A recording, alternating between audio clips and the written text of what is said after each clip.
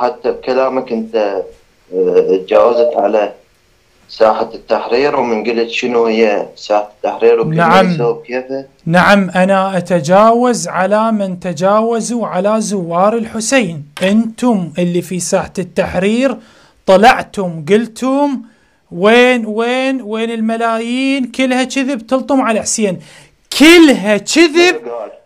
أنتم في ساحة التحرير ولا واحد بيكم نزل فيديوهات وقال ترى يا ناس هذول الساقطين والساقطات اللي قاعدين يتهمون كل زوار الحسين أنهم كذبة، احنا متبرين منهم. ولا واحد منكم قال هاي الكلمة. اتهمتوا كل زوار الحسين، بينما من نجي احنا نقول بعض، وهم الأغلبية في ساحة التحرير، ناس ملحدين ساقطين، لا ذمة لا دين لا ضمير. لا، انت منو حتى تحكي على رضوان الله عليهم وأرضاهم؟ انت منو تحكي على الملائكة الأبرار؟ ملائكة كل واحد عنده جناح ويطير. قعدوا راحة. تتهمون زوار الحسين كلهم، مو احنا ضامينها هاي بقلوبنا، ليش الآن تخليني أحكي؟ تطلعون قدام العالم انتم وكم وحدة ساقطة. طبعا انا ما جاي اقصد الاخ، جاي اقصد ذولاك. الاخ ان شاء الله مو من ضمنهم، انا جاي اقصد ذولاك. لامين كم وحدة ساقطة وكم واحد ساقط من الملاحدة والزنادقة. وين الملايين؟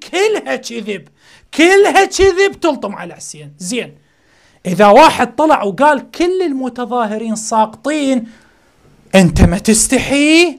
شلون تتهم الكل؟ طيب اذا ما تقبلون نتهم الكل، واحنا ما نسوي هذا الشيء الحمد لله. انا عمري وحياتي ما اتهمت مجموعة بالكامل. دائما اقول 75% 80%. دائما اخلي فئة حتى الله عز وجل يبرين الذمة، لين فعلا اكو ناس فقراء طلعوا على حقوقهم لكن ضاعوا للأسف ما بين ذولا اللي كتلوا هذا الولد وعدموه وغيرها والسكاكين عوفك من السوالف السرسرية.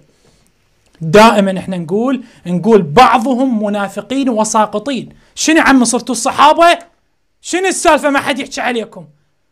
قولوا يا الله عمي احنا نطلع من مصيبة الصحابة نوقع بالمتظاهرين. المتظاهرين كالنجوم بأيهم اقتديتم واهتديتم. يلا كما قال النبي أصحابي كالنجوم بأيهم اقتديتم واهتديتم. المتظاهرون في الجنة، وعمر في الجنة، وعثمان في الجنة. يلا، وصاروا من العشرة